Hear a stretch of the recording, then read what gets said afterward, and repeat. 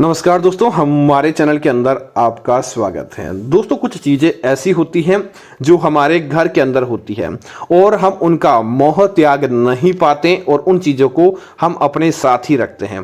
लेकिन दोस्तों, हम इस बात का ध्यान नहीं रखते, वह चीज़ें हैं जो आपके जीवन के अंदर धीरे धीरे आपकी तरफ से बार बार अगर देखने को मिलती है तो आप अपने जीवन के अंदर आप धीरे धीरे मालामाल होने के बजाय गरीब हो जाते हैं। इसीलिए ऐसी चीज़ें आपको भूल कर भी अपने घर के अंदर नहीं रखनी चाहिए, ताकि आप अपने जीवन के अंदर बर्बादी की तरफ नहीं जाए बल्कि आबादी की तरफ जाएं।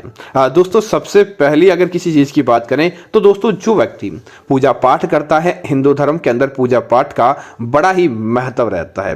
तो जो व्यक्ति पूजा पाठ करता है तो गुरुजी कहते हैं कि अगर आप पूजा पाठ करते हैं तो पूजा पाठ के बर्तनों को हमेशा साफ सुंदर रखना चाहिए और घर के मंदिर के अंदर कभी भी खंडित मूर्तियां या कटी फटी तस्वीरें नहीं होनी चाहिए। अगर आपके घर के अंदर पूजा पाठ करते हैं, गंदे पूजा पाठ के बर्तन हैं, क्योंकि दोस्तों आप गंदी थाली के अंदर भोजन नहीं करते, तो आपको भी पूजा पाठ के बर्तन एकदम स्वच्छ रखने चाहिए, अछूत रखने चाहिए और दूसरा कभी भी खंडित मूर्ति नहीं रखें। दूसरी चीज की बात करें तो दोस्तों, जिन व्यक्तियों की रसोई घर के अंदर हमेशा से गंदगी रहती है, जो लोग रात को रसोई घर के अंदर जूठे बर्तन छोड़ देते हैं, ऐसे घरों के अंदर भी बरकत देखने को नहीं मिलती। जूठे बर्तन भाव भजन संकित कीनो, अर्थात कि वह आपके भाव भजन आदि सारे चीजों को दूर चले लेकर जाते हैं और वह आपके जीवन के अंदर भूत पिचास आदि रोग क्षय आदि चीजों को लेकर आ जाते हैं। इसी वजह से रात को जूठे बर्तन भी आप नहीं छोड़ें। दोस्तों, इसी तरह दूसरी चीज की बात करें तो वह चीज है दोस्तों, जिस घर की रसोई घर के अंदर नल टपकता है, पानी बार बार बहता चला जाता है और आप सोचते हैं कि क्या तकलीफ है, लेकिन वह तकलीफ बहुत बड़ी आपके जीवन के अंदर हानि लेकर आती है। धीरे धीरे वह तकलीफ आपको बर्बादी की तरफ लेकर चली जाती है। इसीलिए इस बात का ध्यान दें कि अगर रसोई का नल टपकता हो या घर के अंदर से पानी बहकर बाहर चला जाता हो तो धन भी बहकर चला जाएगा, उस घर का कभी भी भला नहीं हो सकता। तो इस बात का भी जरूर ध्यान दें। अगर अगली चीज की बात करें तो दोस्तों, जिस घर का मुख्य द्वार, जो घर का अंदर एंट्रेंस पॉइंट होता है, वहां से देवता प्रवेश करते हैं, वहां से सद्बुद्धि आती है।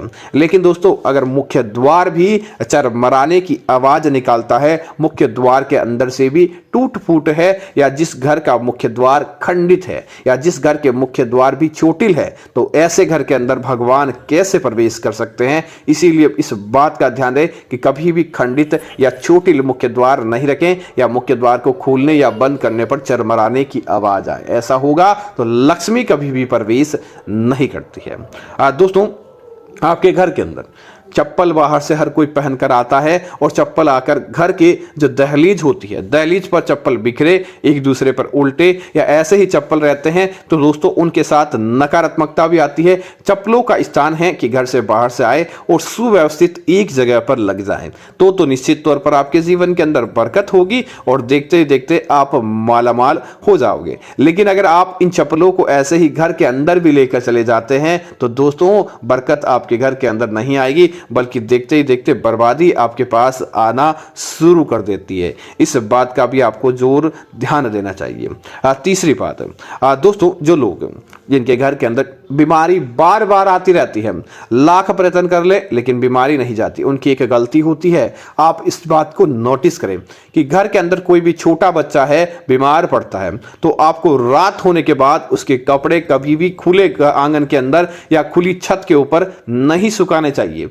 खुले आसमान के अंदर रात्रि के अंदर उन लोगों के कपड़े सूखेंगे तो नकारात्मकताएं उनको ढूंढती हुई आ जाएगी और देखते ही देखते आपको बर्बादी की तरफ लेकर चली जाएगी। वह नकारात्मकता आपके कपड़ों के माध्यम से आपके जीवन को बर्बाद करने का काम करती है। इसीलिए ऐसा काम भी आप बंद कर दें ताकि आपके जीवन के अंदर ऐसी बर्बादी देखने को नहीं मिले। इसी तरह अगली बात, घर के अंदर अगर आप बालाजी के भक्त हैं, भगवान को मानते हैं, हनुमान जी को मानते हैं, तो घर के अंदर नशे की मांस की चीजें रखना बंद कर दें। जिस प्रकार आप घर के अंदर नशा करते हैं, घर के अंदर मांसाहारी भोजन करते हैं और उसके बाद आप भगवान बालाजी के अंदर आस्था रखते हैं, अगर भगवान बजरंग बजरंग बली के भजन करते हैं तो दोस्तों आपकी वह भजन फलित नहीं होते, बल्कि देखते देखते आपके जीवन के अंदर उसकी बर्बादी देखने को मिल जाती। तो उम्मीद है जानकारी आपको अच्छी लगी होगी। ऐसी अन्य जानकारियों के लिए चैनल को सब्सक्राइब करना ना भूलें। धन्यवाद। जय श्री राम।